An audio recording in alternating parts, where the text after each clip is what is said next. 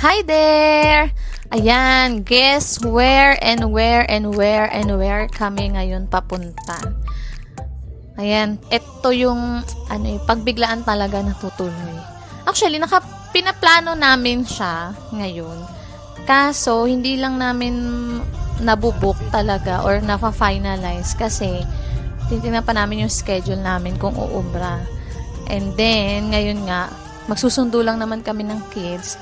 Tapos wala na kaming any schedules after. Kaya bigla-bigla na lang napabook na nga at itutuloy na nga yung pinaplano. Ayan, tumawag naman kami sa hotel at meron naman daw available room. Kaya go na kami. Ayan o, di ba ang cute o, may pa-heart na dito, traffic lights. Ayun na nga. So, kaya after namin magsundo sa school, pag uwi namin ng bahay, nag-impake na kagad. Dapat, magkakalaks kami. Kaso kanina, sobrang traffic. So, nag-change kami ng way. At eto na nga. Dito kami napunta sa kabilang way na sobrang nakakatakot pala dito. Tingnan nyo kami lang talaga. Grabe. Parang ito na yung pinakamahabang 33 minutes at napadaan pa nga kami ng Kabyang Tunnel na hindi namin alam na kailangan palang bumubusi-busi na dito.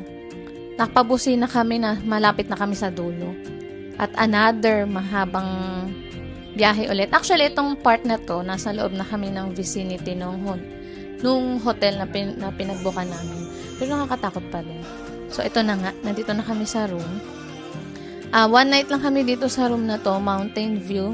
Kung tama ba ako, hindi ko na maalala. Ayan, kasi dapat penthouse, pero wala nang available ngayon pagdating namin. So, bukas na lang, magta-transfer kami sa penthouse. So, for now, for tonight, dito kami sa Mountain View Deluxe. Tama ba? Diba? Silip tayo sa labas. Gabi na. So, pagod na din kami. Magdi-dinner lang kami saglit. At tomorrow, may part 2 tayo. Thanks! Bye!